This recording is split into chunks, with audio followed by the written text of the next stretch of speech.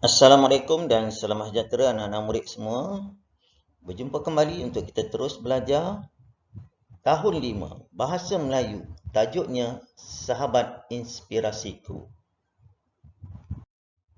Objektif pada hari ini, cikgu mengharapkan murid-murid dapat menceritakan sesuatu perkara yang didengar, ditonton dan dibaca dengan sebutan dan intonasi serta gaya yang sesuai. Kemahiran pada hari ini ada dua. Satu mendengar dan lagi satu bertutur. Tengok paparan berkaitan dengan sambutan Hari Kanak-Kanak Kebangsaan tahun 2021. Yang baru ni tengok menang RM5,000. Siapa? Dia dalam berita harian. Kanak-kanak yang menyelamatkan moyangnya daripada dibawa arus dalam kejadian kepala air di Gunung Jerai pada Ogos lalu dianugerahkan pingat Hang Tuah atas keberaniannya. Tengok, saya cuma nak selamatkan Tok, dia kata dalam. Jadi tahniah, ini contoh yang kita boleh jadikan dia sebagai inspirasi. Yang ini pula seorang murid perempuan. Kalau tadi lelaki, murid perempuan yang telah menggegarkan, menggemparkan peringkat dunia. Bukan di Malaysia, peringkat dunia. Telah berjaya mencipta sesuatu yang kreatif. Nak dapat maklumat lanjut, cari. Siapa dia murid Darjah 5 ni? Sebaya dengan kamu. Ini juga kamu boleh jadikan dia sebagai contoh inspirasi. Apa yang cikgu paparkan ni tadi berkaitan dengan seorang murid lelaki, seorang murid perempuan, cikgu nak kaitkan pada hari ini. Tajuk kita pada hari ini adalah tokoh murid inspirasi. Mari kita baca dalam petikan ya. Rakan Afifi Aiman dianugerahi tokoh murid inspirasi Sekolah Kebangsaan Seri Damai. Kejayaan itu dikongsi melalui penulisan dan pautan video dalam buletin sekolah. Mari kita baca apa yang dipaparkan.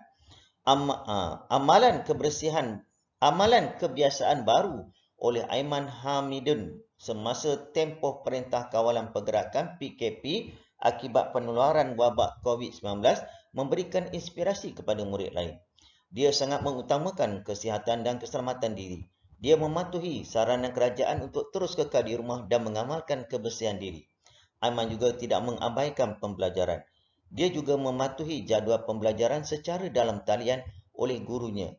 Dia turut membantu rakannya yang tiada kemudahan internet. Dia juga amat prihatin akan keluarga yang terjejas akibat PKP. Dia membantu ibu bapanya dengan membungkus barangan makanan untuk diagihkan kepada golongan yang memerlukan. Banyak apa yang dilakukan oleh Aiman. Mari kita tengok dialog di antara seorang abang dengan seorang adik. Asmina, mahukah kamu mendengar kisah inspirasi seorang murid? Dah pastilah adik dia cakap, ya abang, ceritalah, adik tak sabar ingin mendengarnya.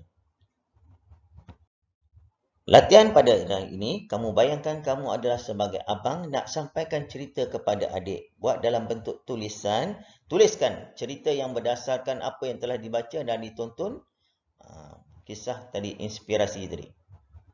Ini latihan pada hari ini ya. Mari kita bincang sama-sama. Okey, bila nak buat jawapan ceritanya panjang, kita pendekkan. Ambil isi-isi penting saja. Okey, kita contoh begini nak sampaikan. Okey. Aiman seorang murid yang mengutamakan kesihatan dan keselamatan dirinya. Dia sentiasa mematuhi saranan kerajaan untuk duduk di rumah semasa wabak COVID-19 melanda negara kita.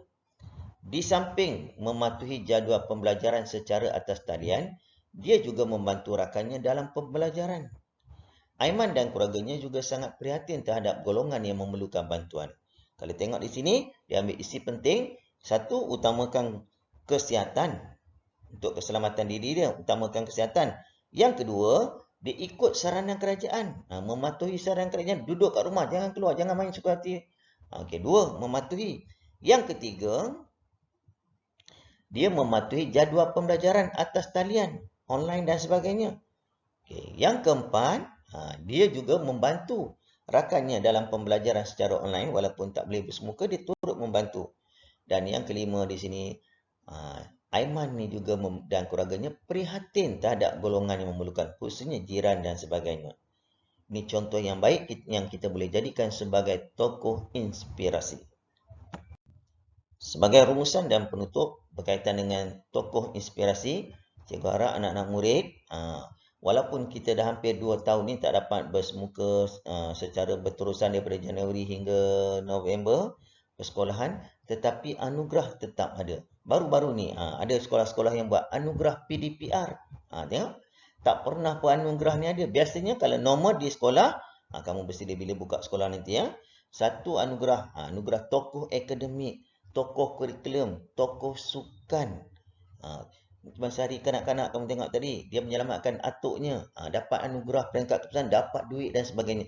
Jadi untuk menjadi tokoh ni, kamu kena jadi yang terbaik. Jika ada 1,000 orang pelajar, 1,000 orang murid di sebuah sekolah, kamu adalah yang terbaik. Tunjukkan contoh yang terbaik supaya kamu boleh jadikan sebagai tokoh inspirasi oleh rakan-rakan. Ataupun tokoh inspirasi ni kita boleh ibaratkan macam mudahlah. Istilahnya idola. Dia ni idola saya. Okey, itu contoh. Itu saja yang cikgu nak kongsikan pada hari ini. Kita jumpa lagi insya-Allah. Assalamualaikum dan selamat sejahtera.